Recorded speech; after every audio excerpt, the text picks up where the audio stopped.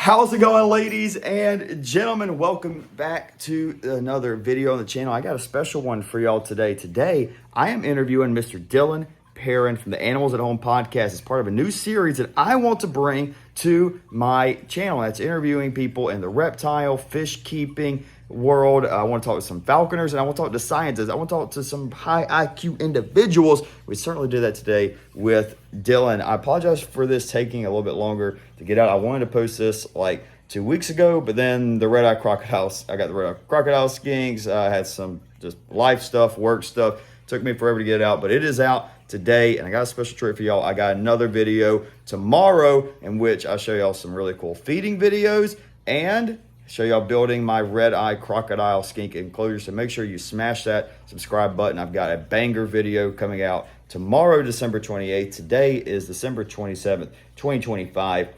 Heads up, again, my audio is not the best. It's okay, but I'm not the one doing most talking. It's Dillon. That's who y'all are going to want to hear from. Great information. Here he is. Enjoy it. All right, ladies and gentlemen, welcome on a very special guest to the first ever episode of the podcast here on my YouTube channel. It is Dillon Perron. Dillon, one of the best ambassadors for ethical reptile keeping. You know, that's what we try to do here, ladies and gentlemen. We want to not just have beautiful animals, we want happy animals. Dillon, thank you for your time, my friend. Thank you so much for having me. I'm so excited to be episode number 1. That's awesome. Yeah, and you've done quite a few, about 283 or so of the Animals at Home podcast. I mean, great stuff. So many episodes on your podcast on Spotify, on Apple Podcasts, and also on your YouTube channel, educating new reptile keepers like myself. Dillon, I want to talk about you when you first got into keeping reptiles. When was it something you knew you wanted to get into? And you've obviously made it a lifelong hobby. What's kept you in it? You've done such a great job, and we'll obviously talk about some of those great enclosures that you have behind you later on. Yeah, well, I kind of see it as almost like 3 parts. The first part is I've always been an animal person, and I've always kept some sort of pet, growing up, whether it's fish, birds, rats, different things like this. And so in my earliest years growing up in the country, I would catch frogs and keep them in my room for a couple of days and then release them again. Or at one point I had garter snakes that escaped basically instantly. But those sort of things is like my initial memories, which is all completely illegal, by the way. You can't catch native wildlife and keep them as pets, but it was just short-lived things. And so that was my first experience keeping, reptiles and amphibians.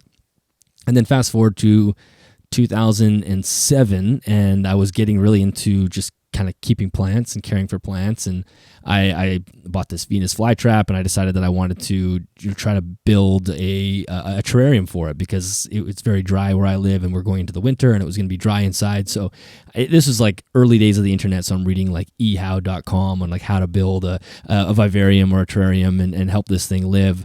And I've told the story so many times that at the bottom of one of these articles, it just said, okay, now that your terrarium is built, you could consider adding a small animal like a gecko or a frog or something. And then that's what initially sent me back into reptile keeping for real, without catching things outside. And it wasn't too much longer until I bought my first crested gecko, which is the same gecko that's just behind me on my shoulder, over top my shoulder there. So he's about 20 years old, or maybe even over 20 years old. I bought him in 2007, and he was a 2-year-old, like a full-grown adult when I bought him. So that is like the second part of my reptile keeping journey. I only had that crested gecko for years, and then in about 2015, I'm not even sure. Yeah, oh yeah, that's right.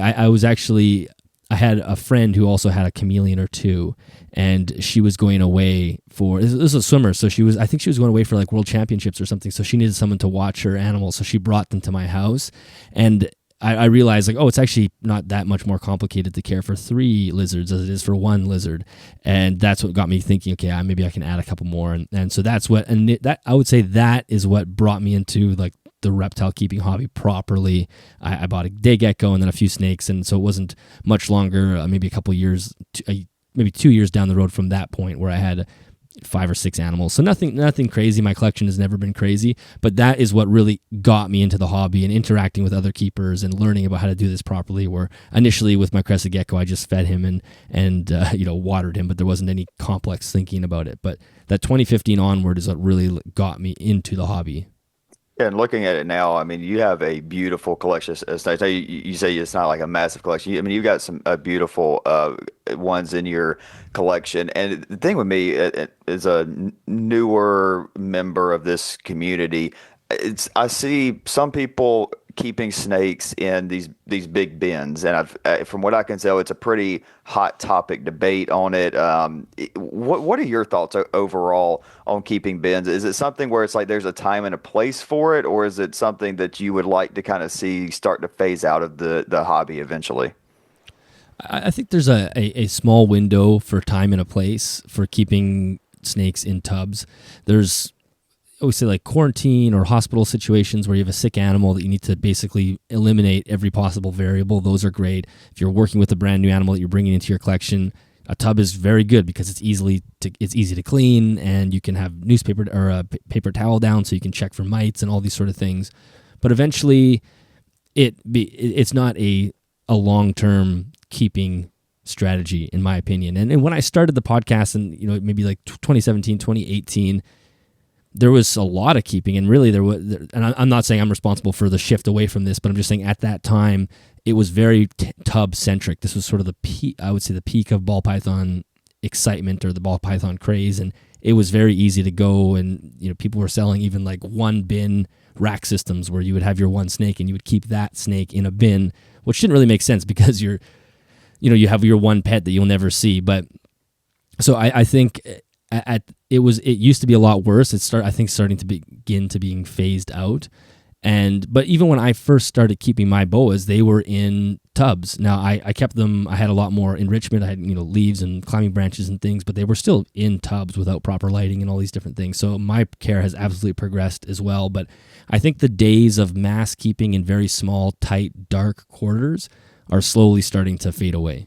Would you say there's been a shift? As you mentioned that some of those boas that you kept in tubs with enrichment, yes. But have you seen, because yours, and by the way, folks, if you're watching, you haven't seen some of his setups, they're awesome. There's a couple things specifically we're going to get into later on. But you have great enclosures that have more than enough, way above and beyond.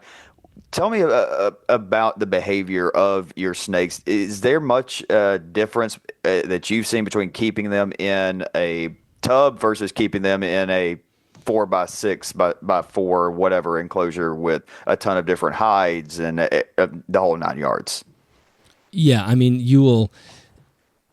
The less things you have for the animal to interact with, the less behaviors you're going to see. And it's just a sort of like a direct equation with that. So if there's nothing for the animal to do, the animal won't do anything. And then you might come to the conclusion that these animals don't do anything. If they only have a hide and that's it, you would say, well, it just sits in its hide all day. So the more you provide, the more they do. And these animals are kind of hardwired naturally to have certain behaviors that they just will exhibit if you give them the opportunity to do it. There's well, I can't point because I'll point this way because everything's in the mirror version on the webcam, but you can kind of see this in my carpet python, and he's there. That's another species that was commonly kept in a tub. I almost never see that snake on the ground. He's climbing, he's in the branches, he's exploring all the time. Sometimes he goes to the ground, but it's very rare. That's just where he's comfortable, and I didn't have to teach him how to climb. He just does it, that's how they are wired. So you will see a lot more when you provide them more, but also I think it's really important that the keeper there's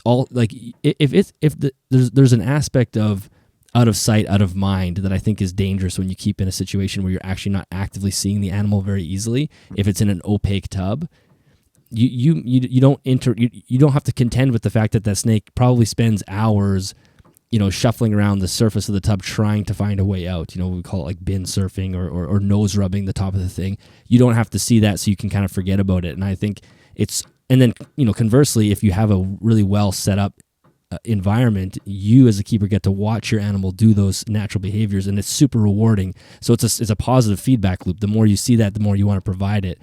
And it's a negative feedback the other direction. If you hide from it and you completely eliminate your visual stimulus to the animal, I think it's easy to fall into the trap of basically providing nothing for them.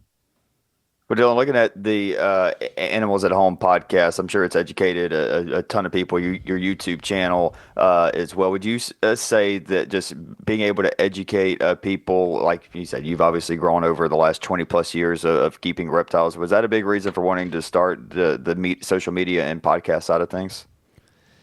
Yeah, it was like I started the YouTube channel, which was kind of just sort of DIY projects, those sort of things, and eventually I realized, okay, if I want to keep making YouTube videos, I can't just buy animals and set them up and then do an unboxing and get stuck in this thing. So that's where the podcast came to me, because I thought, okay, that's a good way to generate content, because I can ask people, bring experts on and talk to them, but also I still struggle with this, sort of the ethical conundrum of whether or not if we should be keeping these animals in captivity. And it's easy to find examples of why we shouldn't, right? You go to Craigslist and you see animals that are not in good condition, and they're sort of going through the turnstiles of owner to owner to owner, and nobody's caring for them properly. And I also wanted to tackle that problem. Like, is there any benefit to doing this, for one? And is there any way we can actually help people improve their husbandry and allow the welfare of the animals to increase just simply by listening to the show? So those are kind of the main motivating factors behind the podcast. Yeah, and that right there is kind of my point in where reptile keeping is at. Is it ethical to keep these animals? Because I've got a collared lizard here in a 36 by 18 by 18, going to upgrade him to a 4 by 2 by 2, and I see him and I'm like, I think he's happy, but at the same time, I'm like, would he rather be out in the desert in South Texas and running around chasing bugs? Like, that's kind of the part where I've had a little bit of dilemma too, but at the same time, he doesn't have to worry about a red-tailed hawk coming down and swooping him up. So I think it kind of balances itself out. But you're looking at reptiles in general. What talk to me about some reptile species that you've really come to enjoy over the last 2+ decades, and what are some reptiles you feel are really misunderstood or not fairly judged in the hobby? Well, I mean, one of the things with my personal experiences is somewhat limited, because I've only kept a handful of animals. But I love my boas, because, or I only have one boa now. But boas are awesome because they're slow and methodical, and they're just they look impressive, like they just the way, like their colorations and their pattern. I think it's quite beautiful. But they're also a great snake for bringing out to people who aren't comfortable with snakes, because they're super slow. You can put them down on the ground and they're not doing any weird sketchy movements. So I think I love boas. My carpet python is another one that it's just stunning to look at, but he's not really the best to hold. So there's like the different, if you want to impress somebody with a beautiful snake, you show them the carpet python. If you want to help somebody get over their fear of touching, you bring out a boa. And so as far as underrated goes, it's I think that question, obviously it's quite subjective and everybody has a different answer to it, but I do really think the common species become underrated because they're common. Mm-hmm. Like the leopard geckos, the ball pythons, the bearded dragons, these if we were in an alternate universe where those species were the rare ones that we didn't have in captivity, we would all be coveting those ones. I wish I could have a leopard gecko. Like, nobody has those. But the fact that they're in the hobby so pervasively, that they're all ubiquitously, they're everywhere, that people don't necessarily treat them as wonderful and as amazing as they are. So I think the underrated species are like your corn snakes and your bearded dragons. You can do so much with, a corn snake is like an orange rat snake. And you could imagine, again, if we were in an alternate universe, somebody would be trying to breed a morph to make an orange rat snake, where you could just go to the local pet store and buy a corn snake, and that's already how they are out of the box, So I think that we have an issue, just the way our human brains work, is that we want things that are quote unquote rare and immediately devalue things that you see all over the place. And I just don't think that's fair to the animals that we keep. So I think people can do an amazing job with these common, species. And if you just respect them for what they are, they can show you a lot. 100%. I love that answer. I thought you were gonna go way out in left field, talk about like an Asian water monitor or something. No, I love that answer because it is the basics, and it's the ones that are $100 at PetSmart that are for a 10-year-old, which there's nothing wrong with that. It's awesome. I love kids getting involved with reptiles or anything. It's just when it's a bearded dragon in a 20-gallon terrarium with one heat lamp, it's like, okay, where are we at with it? Because then we go back 5 years, it's either dead or it's on Craigslist, and that's kind of the unfortunate Exactly. and part of where we're at kind of in the reptile hobby. I feel like, where do you feel like, as someone, like I said, I'm a baby in this, man. I'm trying to learn from an expert like yourself talking today. Where do you feel like the reptile hobby is moving, as far as husbandry, as far as breeding and everything right now? I do think we are in an interesting phase of the hobby because we had this really massive spike with the ball pythons and even leopard geckos and things, and it's sort of morph related. And I think this was like, again, our interest and our need to keep rare things just manifested in this insane way with ball pythons and the way that the morphs took off. And, they are still a very popular animal, and morphs are still quite popular, but they're not anything like they were 10 years ago, in my opinion. That's what I think. I mean, if you go on Morph Market, you'll see 55,000 ball pythons for sale. So the fact that there's that many for sale probably tells you enough about the fact that maybe that market is starting to get a bit saturated. But so I think the interest in people keeping different morphs of ball pythons are now starting to wane. And people are now looking more at diversity. We used to have quite a lot of diversity in the reptile keeping, in herpetoculture, different species across the world. And that really went through a massive funnel into when the morphs kind of took off. And that was your ball pythons and your leopard geckos.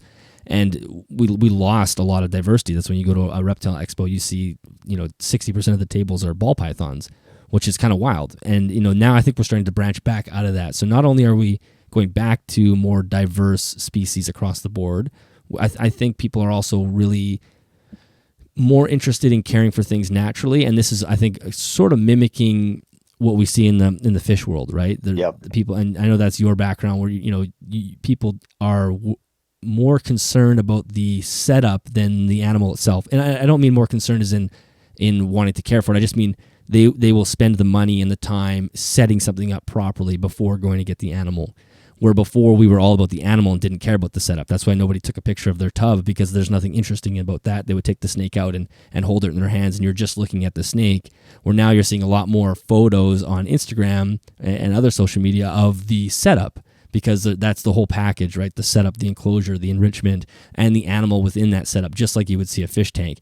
People don't just take a picture of their fish close up. They take a picture of the entire setup, and I think that's the direction we're headed. I think that's a great direction too. It's tough, obviously, with economy, whether we're talking Canada, United States, whatever. It's tough because that goes from buying a $200 animal and spending $200 on the terrarium and setup to talking about $500, $600, $700, $800 in the setup. But at the end of the day, I'm on the side of save up till you're ready to spend that instead of get your animal that's just not going to enjoy it. You mentioned expos, 60%, with that 60% ball pythons. I'm, like I said, I've said it several times, new in the hobby. I'm going to my first expo coming up here in a couple of weeks. What are your takes on reptile expos? That's another one, as someone new to the hobby, that I've done a lot of reading, seen a lot of videos, and it seems a little less controversial than some things, but it's definitely one that there's opinions. What are your thoughts on reptile expos? How have they evolved, and where are they at right now? I think they have not evolved. I mean, there's some evolution in them, although I think we're starting to see a lot more like symposium type things that are similar to an expo, but there's a lot more like education and things that are tied to it, where you're having presentations. A Clubrid Fest is a great example. There's Zach Loafman and I'm forgetting, and I'm so sorry, I forget his name, but the other host of Clubrid Radio, they're going to kill me. But anyway, they've put on a show that's really amazing. It's like the first day is education based. They're doing lectures and you're learning from these incredible people. And then there's the Sunday is sort of like an expo. So I think in that sense, we're starting to see some evolution. Your standard expos, I think, are similar to they have been the last 15 or 20 years. They are it's kind of like hit or miss. You walk through them and they're really fun because you get to see all these different animals and you're walking around, and there's an element of just wonder when you walk through, because every table is like some new things and you're thinking, am I going to see an animal that I've never seen before? Am I going to pick something up kind of spontaneously? There's like an element of excitement with expos, and you get to meet people. That's the best part about expos, is hanging out with people and chatting with them. But then you have the ethical side where you go, okay, there's a bunch of animals in bins and they've been sitting in here for 3 days, and they're, luckily that's a very short-lived experience for the animal. And the bad news is like the animal rights groups tend to go into an expo and say, oh my God, look at this ball python's in this small container. And they sort of misrepresent the fact that it's just for sale. And it'd be like the equivalent of taking a fish home in a bag. The fish doesn't live in that bag. It's going to a larger tank. There are other issues with expos as well, with biosecurity and those types of things, whether I don't think we necessarily do a great job of screening things before they go in. There could be some issues there. But at the end of the day, they are fun. Like, there's no way around that. It is a good time, and you get to see these different things. I think we will. I've always said that usually by the end of an expo weekend, you've had more fun with the people than looking at the animals. So I think the fact that we're starting to see more of these kind of meet and greets, lectures, sit down for supper with people, and then the animal sales part is kind of a smaller portion. I think that's a positive. I think that's the direction we'll head with expos in the future. Yeah, I can't wait. I'm so excited. Like I've never been to one, dude. I'm so excited to see it all, and I'm just saying, like, I wish I could go in there with a blank check and no cares in the world. And yeah, you'll have fun because the first one's it's just a great time. I love it. Well, here's the species or the type of reptile that really I've been enthralled with since I was a little kid. It's big monitors. I mean, they're the coolest. I mean, how intelligent they are. And no more. I like snakes too. Not as big. I don't know. I like something with legs. I like things with a little bit of leg to them. And obviously, big monitors. They got legs. They got claws. They got everything. When I get my first one, I'm 100% going to get an Ackie monitor. I'm going to start with the Ackie monitor, maybe a rock monitor. Eventually, open up the bank account a little bit and go into the tree monitors before I go and look into some of the bigger monitors, because I'm honestly still a little confused on that part. For someone that thinks they are ready for that first big monitor, is there a species, I'm not sure if you've done much work with monitors or not, but is there a species that you believe maybe stands out a little bit better for, and we go into the conversation of what's a beginner-friendly reptile. We can talk about that later. There is obviously no beginner-friendly 4-foot monitor lizard, but is there one that maybe stands out to you? Yeah, it's so hard. I mean, I think the path that you just laid out, as far as like starting with an Ackie and then a rock monitor and then maybe a tree monitor, that's a good path to start on, because each of those are going to require more, space and work, especially when you get to the tree monitor. These are, a tree monitor is not a small animal either. They're relatively large, especially even if you eliminate the tail from the scenario. They're active and they're very intelligent. And then as far as a larger species of monitor, it's so hard because those animals do require so much, and they require a lot of space and a ton of enrichment. And I think if I had to choose, I think I would say a savanna monitor.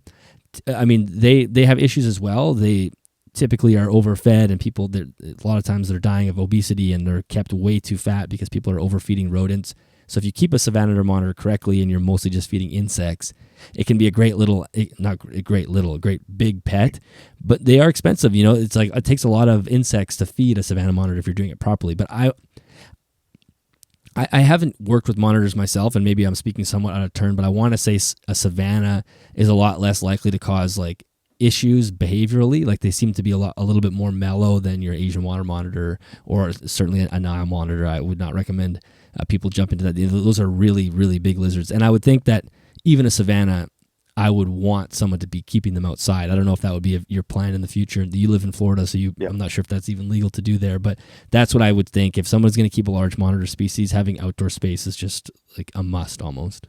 Yeah, I'm not sure because like I said, this is years down the line before I get one of these big monitors and look to take it outside. I mean, I would love to start once that happens, to start with a baby. A captive bred baby obviously is the way to go, and I don't think we need to go too much down the captive bred versus wild call. I think that was the first rule I kind of learned when doing my research. But I would want to start it inside and then go outdoors with it eventually, just because like you said, you're looking at an Asian water monitor, a savanna monitor, you're talking about a 4, 5, 6-foot lizard. It needs to be outside if possible. I know with you up in Canada, maybe not for most of the year, but down here, like we said, yeah, you were talking about it's nice and warm at 30-something degrees in Canada today. It's 84, and I have a little lightweight hoodie on down here in Florida. Kind of shows how tough you and I are when it comes to there's a guy working on my house outside, and I just went and saw him before we jumped on. I'm like, man, it's such a beautiful day. He's like, I can't complain. It's like I'm working outside in my t-shirt in November. Like, it's just awesome. Yeah, and it's like 3 degrees Celsius, so whatever. It's probably 35 Fahrenheit or something, But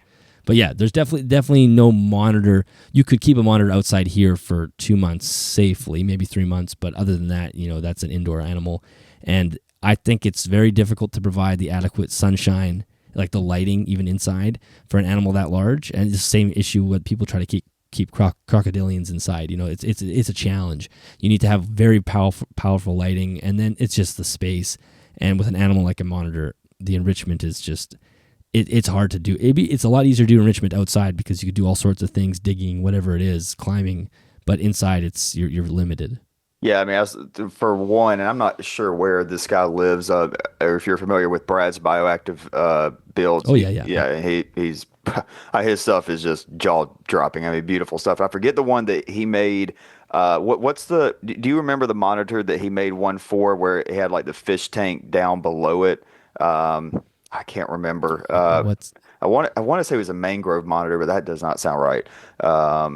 But It may have been. I can picture it. I just yeah. can't remember what species he has in there. Yeah, and he's would be a perfect example for someone that's doing it correctly inside. Oh yes. He has these unbelievable enclosures, and so if people are willing to do that, then that's great. If they're trying to just do it on a low budget, then you forget about it.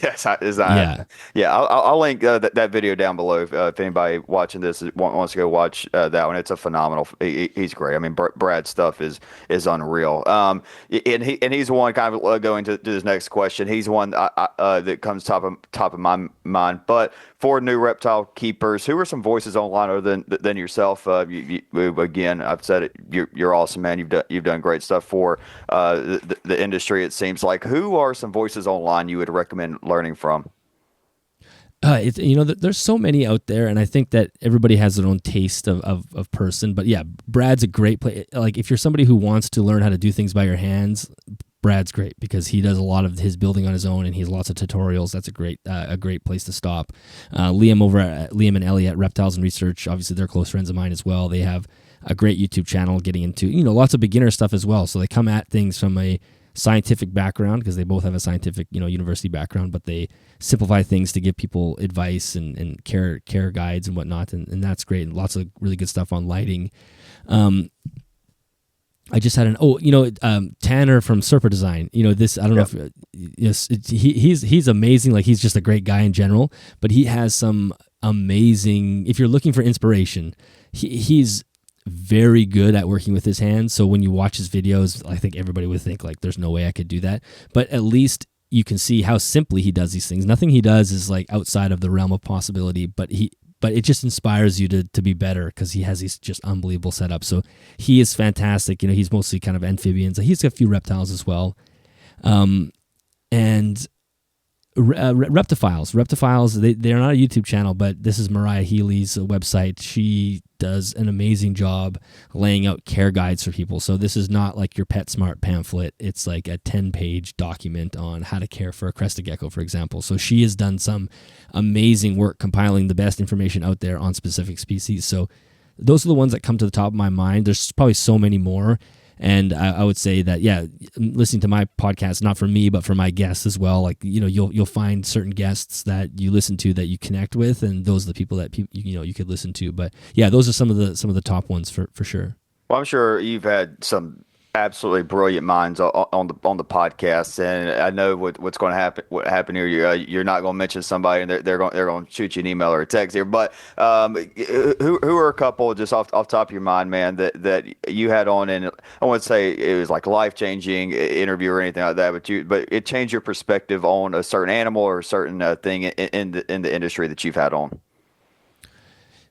Yeah, there's just so many. I think some that jumped to my mind initially would be Dr. Frances Baines. So she's a retired vet in the UK, and we did an amazing episode on reptile lighting. I would say that's probably been one of the more influential episodes I've done. Not only just for me, but just for people. I'm always on Facebook, and I see that one get shared. Like, has anyone? I posted this probably like 3 or 4 years ago now, and people will still post it. Like, I just found this is amazing. So that's a great one. The episodes that I've recorded with Dr. Loafman, Zach Loafman, he's the host of Clubrid and Clubroid Radio. Those have been really good, especially the very first one we did is the other two we've done are amazing too, but the very first one I did with him was really about how to tackle captive husbandry. And he gave all these different resources and tools for people. That one was really amazing. Oh man, there's so many that I'm just like blanking on. I almost need to see a list of my podcasts, but there's there's just been so many conversations that I've had that have definitely changed my perspective. But certainly, I can just again, you can see the effect that they've had on people, and it's awesome. And Dylan, apologies. What was the name of the doctor from the UK with the lighting podcast? Francis Baines. So Francis it's just Baines. France. Yeah, Okay. Baines. Dr. Baines, Yeah. talk to me a little bit about the lighting. 'Cause that's another one where I feel like I'm confident in what I'm doing with my lighting as a new beginner keeper, but it's another where I go to a comment section or something and there's 500 different opinions. So I'm looking at mine right now. I'm giving UVB, an LED bulb, and UVB, obviously a linear UVB bulb. UVA, is that something y'all discussed, or what were some things that were discussed there? Yeah. Oh, yeah. So we discussed. Did we discuss at the time? I don't think we even really discussed UVA. Besides the fact that we knew it was a gaping hole in what people were providing, because at the time there was really no option. There was a few kind of like metal haloid, like, halide kind of expensive lamps that some people were using, but for the most part, that was a gap in the solar spectrum. So to kind of back up, providing sunlight is providing artificial light in captivity is really about trying to replicate the sun as best as possible, which is essentially impossible to do. The sun is a very complicated thing in some ways. It's just shooting energy at us at all times, and it's shooting it, and this sort of homogeneous beam of the entire spectrum is hitting us as one unit, and we can't do that inside because every lamp is going to produce a different band of that full spectrum. So we are getting closer, as close as we can get in captivity, but it's not perfect. So I'll just kind of run through it. We have our, your halogen bulbs, which is going to provide your heat, and that's sort of the red side of the spectrum. And then you're going to go into your visible light, so that's where your visible LEDs are going to come in. So that's your greens and your blues and your yellows. Of course, it looks white to us because it's coming out as a mix. And then your UV. So whether that's your UVA, which maybe I'll leave out for a second, and then your UVB, which is producing vitamin D synthesis. So those are your four parts. And the UVA is something that conventional visible, even the nice expensive LED bars are not producing. It's just a gap in what they put out. And the reason why that's somewhat of an issue for reptiles is because they can actually see into that spectrum, where ours sort of cuts off at that 400 nanometers. So once we've got to that purple light, after that we can't really see it, where the reptiles can see into what we would call ultraviolet light. So just recently there's been a few companies, and one of them is Phonolux, which is another UK brand, and they produced an LED spotlight that produces UVA as well. So that gives you everything from UVB to UVA to the visible light, and then also your halogen bulbs will kind of round it off into the infrared spectrum. So there's a lot going on with reptile lighting, and there's a lot of challenges with actually providing it all in captivity. But that's where we're at so far. And is there a way other that metabolic bone disease, is that, am I saying that? Is there a way, if you're unsure about your lighting and you see this in your reptile, is it like, okay, this is early signs of MBS, I need to get my reptile to a vet ASAP and figure and make some changes with lighting? What's like an early sign before it's too late to make changes with lighting? It's tough because some of these, with reptiles, a lot of these things are kind of delayed, and reptiles are very good at hiding issues. Like there's very small things that can happen early on with metabolic bone disease, like some, twitching of the muscles and just kind of, somewhat sporadic movements. But eventually it gets into like joint disfigurement and, bent tails and these sort of things. And then basically arthritis, the bones are becoming so soft that they bend. And, so the best thing to do is just make sure you're providing UV. And if you are providing UV and you're changing your bulbs every, 12 to 18 months, if you have a solar meter, then you can test them. But if you don't have a solar meter, every 12 months is fine. Then you can be pretty confident your animal's going to be getting UV. And then especially if you're supplementing every once in a while as well, then you're comfortable. You're supplementing with D3, sorry, then you should be comfortable that the animal is getting what they need. And the thing with D3 is that it's fat soluble. So the animals, they could, I'm trying to hesitate to say this in a way that doesn't make people think I can take time off of UV. But if they have UV exposure, they're good for a while. It's almost like they're filling up their gas tank, and then they're good. They're not. This is one of the reasons why I guess you wouldn't know this, because you live in Florida, so you have sunshine all the time. Here in Canada, people are much happier in the summer and into the fall because we've spent the summer outside, and our D3 stores are almost getting bolstered and full. And then as you go into the winter and we start to lose sunlight, and for us, even though we don't have, the sun could be shining, but there'll be no UV because the sun's rays are quite a bit weaker in the winter, and you can't produce vitamin D from the winter solar rays. As you get into January, those D3 stores are empty, and you need to be supplementing to kind of keep them up. So it's not that if you don't have UV for a week, the animal is going to develop metabolic bone disease. It's a very slow, it's almost like you want to think of it like an ocean liner, right? If you're providing things, the animal is going to be doing with what it should. And, if there's breaks in between, that's okay. As long as it's a consistent, you'll be fine. Love it. I mean, yeah, that incredible. I mean, forget about the interview part. I'm just learning enough, kind of as is. But yeah, you mentioned that kind of the seasonal depression side of things, and also kind of this time of the year and something new Reptile. I've not seen it yet with mine, but maybe soon. Brumation. Do your animals brumate in the winter, or like what's the process? That's another part I'm really confused on. I think a lot of new reptile keepers could be a little confused on it. About brumation, do you do anything in the process, or do you just let your animals naturally do their thing?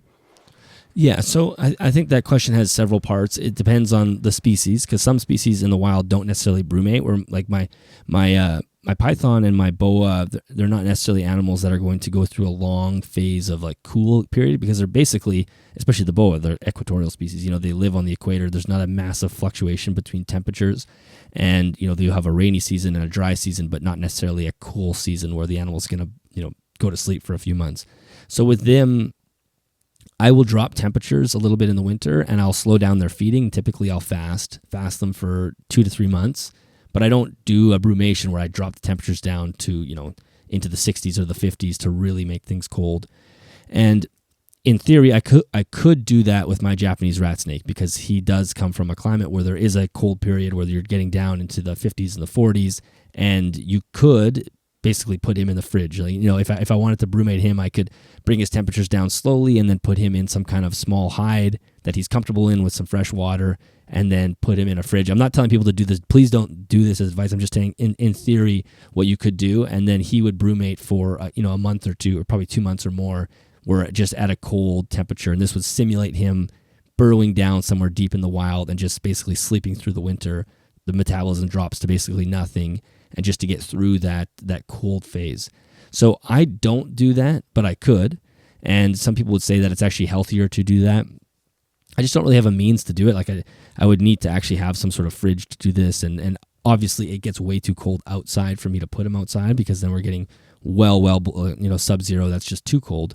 So, but if I was to breed him, that's probably a process that I would have to go to initiate some of those like breeding hormones and, spermatogenesis and those sort of things to get his body kind of in tune for the spring to get him into that breeding mode. So people that I know that keep colubrids, most of them will brumate them. So they'll go through a process of putting them in the fridge and bringing their temperatures down. But I'll direct people to, I think Liam over at Reptiles and Research has a good episode on brumation. So if you're looking for like specific how to do it, that's a great place to start. I won't recommend how anybody does it, because I've never done it myself, and it's not something I necessarily need to do. I don't plan on breeding, but yes, you could do it. But I always do a fast, so I'll bring temperatures down and I'll let them fast. It's not a strict hardcore brumation, but it just is kind of mimicking some of that seasonality from the wild. And just letting them. I mean, like I said, these are smart animals. It's not like reptiles are not like dogs. They're not going to be that.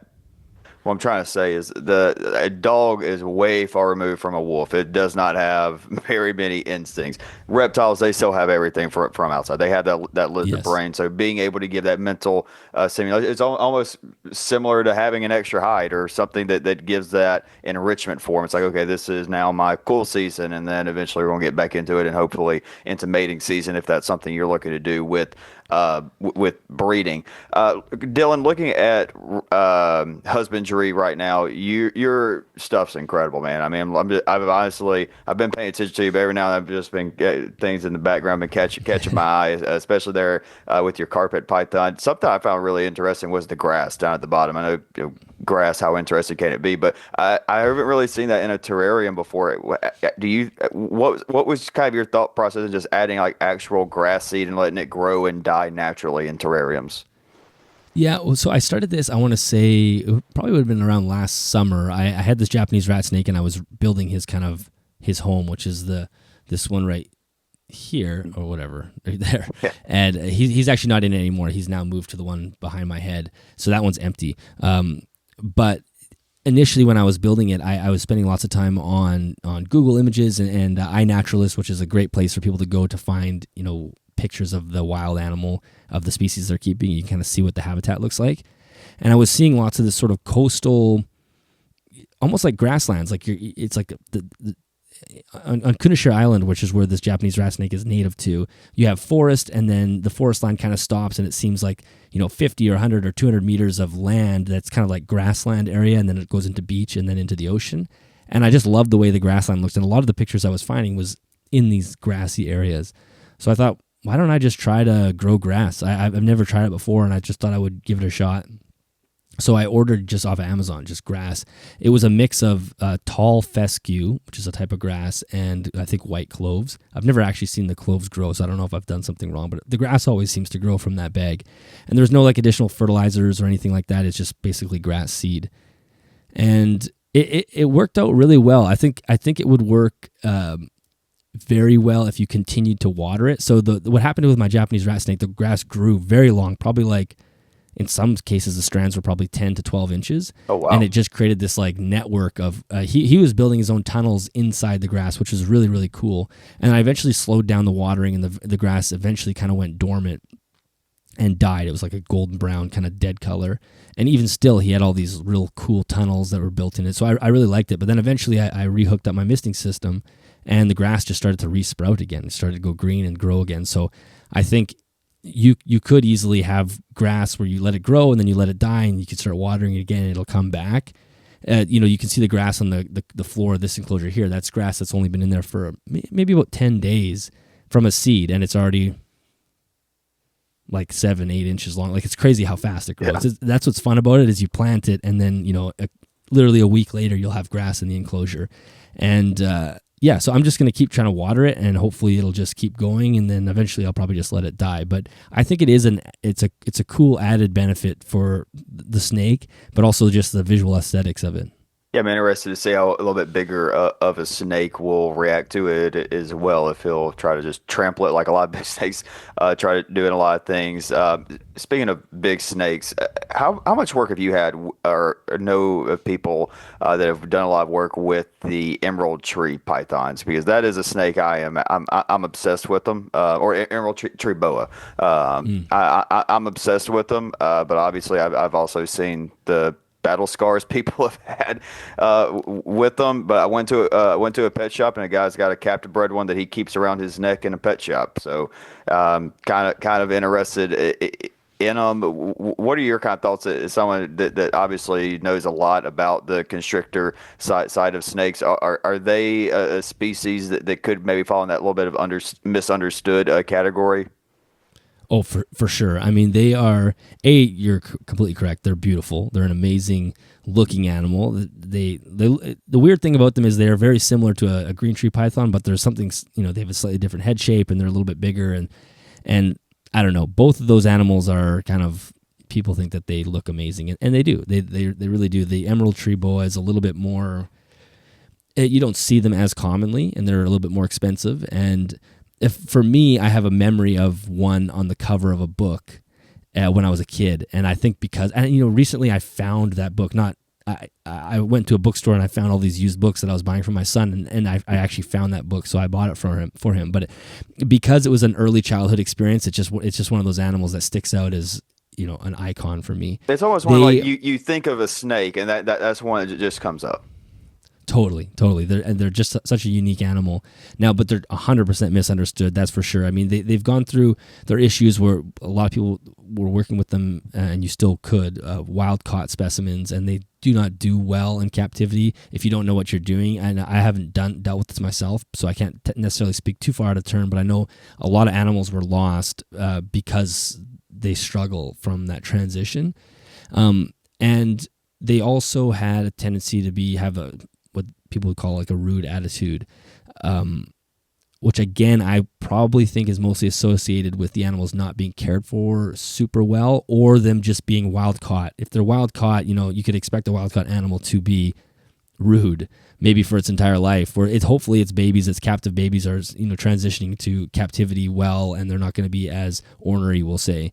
The other thing with them is that they have the longest teeth of any non-venomous snake, so the bites from them can be painful. Allegedly, I've never been bit, but I imagine that a bite from a snake like that hurts. But if anybody's interested in them, I will point you to a YouTube channel. I don't know her. I think her YouTube channel is just her name, Amy Benzi, Benzi. She has a group of them, and she has them in this room, and they all have their own enclosures of it. She tends to leave the doors open on the enclosures, and the entire roof, the ceiling of her snake room is like this lattice of vines and different things, and so these snakes are free roaming all the time. Yeah, and they are puppy dog tame. She goes up to them and they come to her, and she's like a very eccentric, like I don't even know how to describe her. She's a very fun lady. She's incredibly smart. She's got like a PhD in mathematics, and now she's gone down this road of like keeping snakes, and she's spent a ton of time in the wild looking for them as well. And her channel will show you that they are misunderstood. If you treat them properly and they're captive bred, you can get them to a point where they're literally as tame as any other boa. It's they just need the right conditions to do so. I've actually not heard of her. A little surprised. I've been on a big YouTube university run over the last 2 or 3 months. But definitely shoot me if I can't find it. I'll message you. But I'll try to find it and link it down below. One, for my own purposes, but for everybody watching, so they can go and watch it. Yeah, that's a room. How many does she keep together? Because I thought they were a species where like once they got past the juvenile stage, just like don't keep them together. Like it's not going to go well. Yeah, she's broken a lot of rules that, she's been kicked out of Facebook groups and all these different things because the old school keepers, she's breaking a lot of those, traditional things that you shouldn't do. I want to say she has like at least 4 or 5 that are in that room, and they are totally fine with each other. She feeds them separately, obviously, and they have like a rain chamber where she'll put them in there, and she'll simulate rainfall in this essentially like a PVC enclosure that just captures the rain and recycles it. It's really fascinating. So yeah, it's Amy Benzi. She's been on the podcast, so if anyone wants to hear her full story and kind of her experience of finding them in the wild and whatnot, they can go to that conversation. But also if they just go to her channel, you'll see all the incredible things that she's doing. She's proof of this next question I have for you. Looking at the reptile keeping game, it's ever changing. We're learning new things. I feel like in the next couple months, I'm gonna learn new things that frankly just weren't that big in the reptile community before I started my education on it. What are some basic education things that in reptiles that maybe people think are maxed out, but it's a tradition? Like, hey, you don't keep 4 or 5 fully grown tree boas together. Well, here, look at Amy. But what are some of these that you believe need to start phasing out of the industry? I think there's a few things. I mean, I think lighting will be a forever evolving thing, and that's just something that as companies get better at producing certain lighting, that'll just improve. I think enclosure size is a big one because, I was watching, I don't know if you're familiar. Are you familiar with the YouTube channel Ants Canada? Oh yeah, dude. If I could, I would. Yeah. I mean, his so he has insane. This like, it's just like a ridiculous thing he has. He obviously he's done well for himself. He's got a lot of money, and he's basically done exactly what any animal person would do if they had a lot of money. And he has these huge, like, I think probably 4 now 1,000-gallon or more enclosures that are all connected with these tunnels. And so he's got like the wet one, like a paludarium, and then a cloud forest, and then you can climb up to the ceiling, and it's a canopy one, and now there's like a grassland enclosure. It's really insane. I was just watching him the other day, and he was showing a video of his green tree python swimming in the paludarium, which is wild because it was swimming. You never see these. I've never seen any green tree python swim. But what was interesting about it is that animal was still kind of glass surfing. It was at the glass. I wouldn't say it was trying to get out because it doesn't know necessarily what it's doing, but it looked like it was looking for more space to go, more space to explore. And I'm sure it was hunting. So he was looking for food. So even with as elaborate of a setup as that, which nobody could ever match, it's still coming to the glass and looking for more. So I think space is always going to be something that we can do better with. I'm not saying that we all need to have these giant, huge enclosures, but it I think is something that we've misjudged early on. Like you talked about earlier on the bearded dragon in the 20-gallon. Even if you go into the pet store, they'll sell you a bearded dragon with a very small enclosure, even though the animal is going to be 2 feet long. So that is something that we will do better at and is going to continue to evolve. And just setting up enclosures properly as well. I mean, the big difference between an enclosure and a fish tank is the fish tank is full of water, so the fish can access top to bottom all the time. Where with a snake or a lizard, you need to fill the air in a way that it can be used, because a big tank with nothing in the middle is there's no value to it. There was something else evolving. Was the lighting, the enclosure size. It'll come back to me. I want to say there was one other thing that I wanted to mention. It'll come back to me. I forgot, but when Maybe I come the back, price. I would love the price of reptiles to drop at some point. That I mean, some of these. I mean, it's crazy. Like I said, I mean, I want to get an emerald tree boa, but I'm not ready to spend $3,000, $4,000, $5,000 on captive bred baby, which is the route we would want to go. We can go down this road, and maybe it'll come back to you. But it does feel like the wild caught versus captive bred. That felt like the first thing I learned in my education. That was really a line in the sand. Hey, there is a massive difference between captive bred and wild caught. Would you agree that's one that's really kind of phased its way out? Yes, for the most part. I mean, you'll still see wild caught animals for sale, and even at your big chain pet stores, you'll see wild caught animals in there. They won't be labeled that way, but they are. It's definitely something that's moving. There's still lots of wild caught animals that come into the country, and I'm not necessarily against it, but I am against them falling into the hands of a brand new keeper, because it's just like, what's the point of that? Someone that's never worked with a reptile before should not be problem solving the parasites and the stress and all these different things, the dehydration that comes with being a wild caught animal.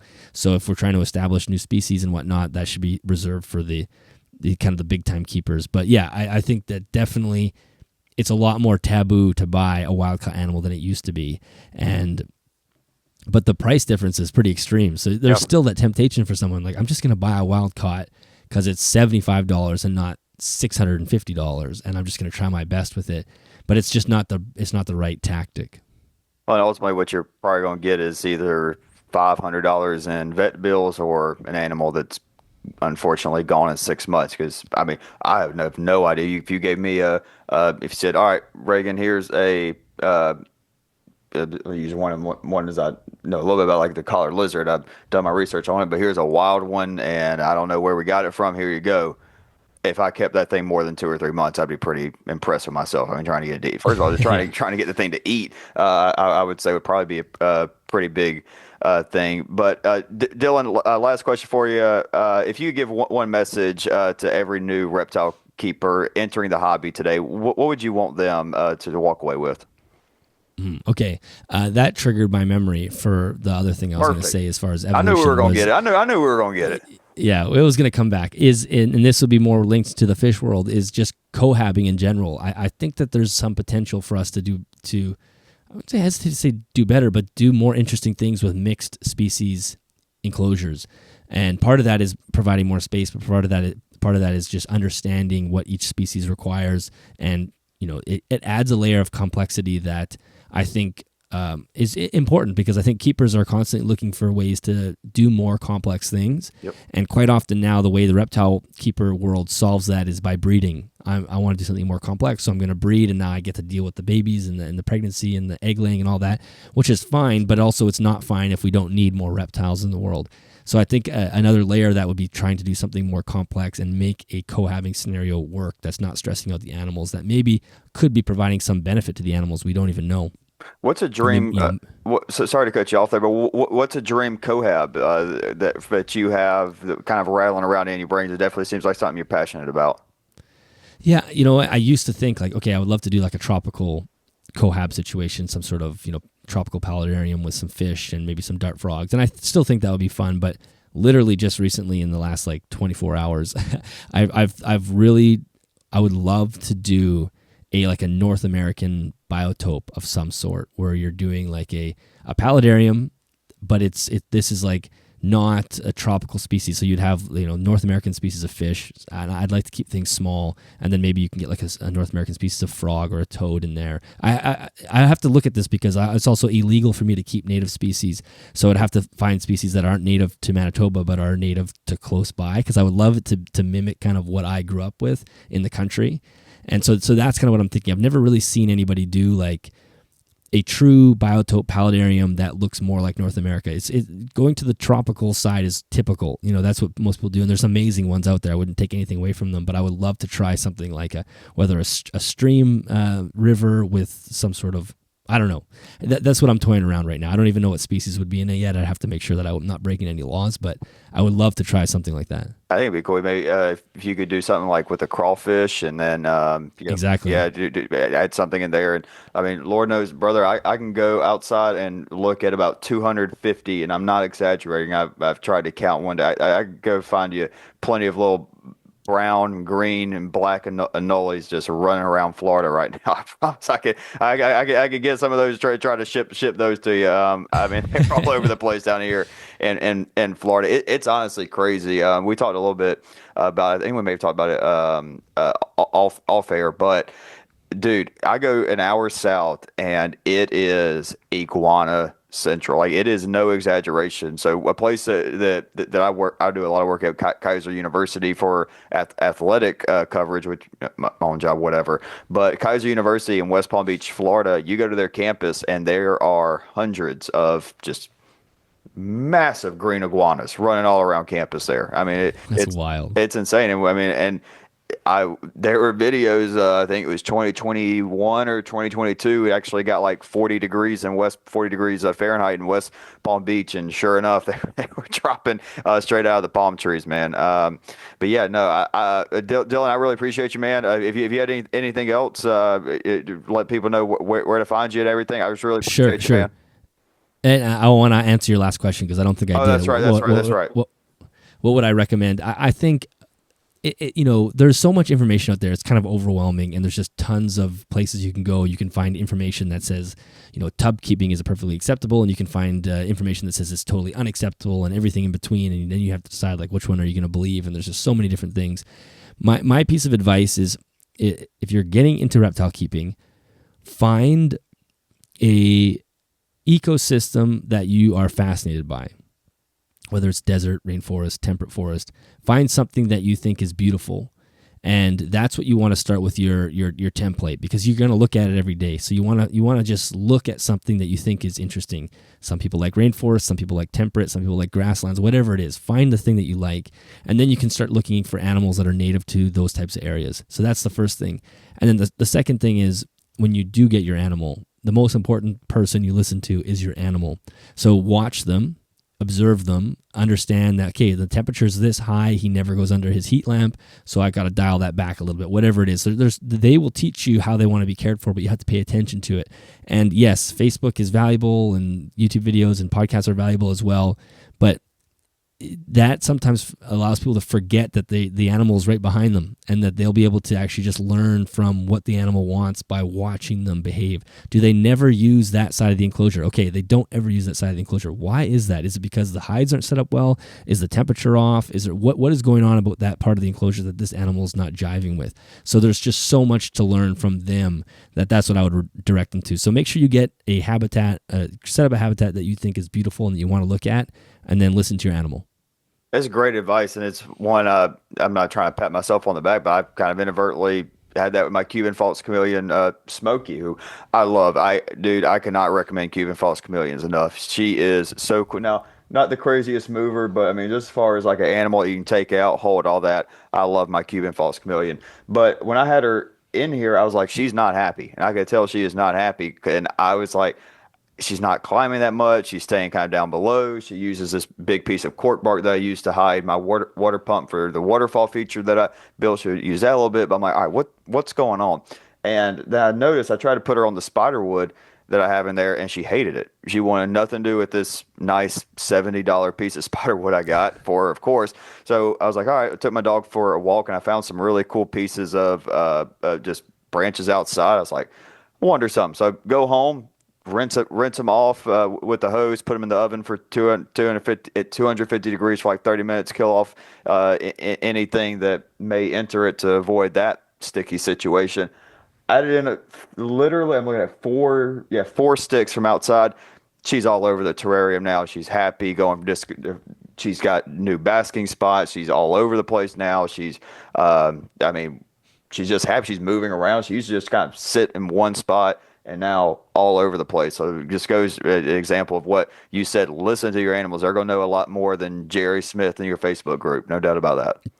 Yeah, exactly. And then sometimes you make a post on Facebook and then people discourage you from trying anything and whatever. Just you experiment within the safety parameters that keeps the animal safe, but don't be afraid to try new things that aren't necessarily, the exact standard way that you're supposed to do it. But yeah, that would be my advice. Yeah, and also maybe the lesson from my story there is just go pick up wood outside, and maybe you don't have to spend $70 on a nice piece of spider wood all the time, but it looked It's cool. free outside. Yeah, yeah. That's right, Dylan. I really appreciate you, my man. I know you're super busy. Keep up the great work. Keep educating people. Love what you do, and yeah, definitely stay in touch. We'll do this again soon, hopefully. Yeah, yeah. Thank you very much, Reagan. I'm very much looking to forward to watching your show develop, and I was pleased to be the first guest. So thank you very much for having me, and yeah, we'll talk again soon. Awesome. Have a great one. Cool. That was awesome, dude.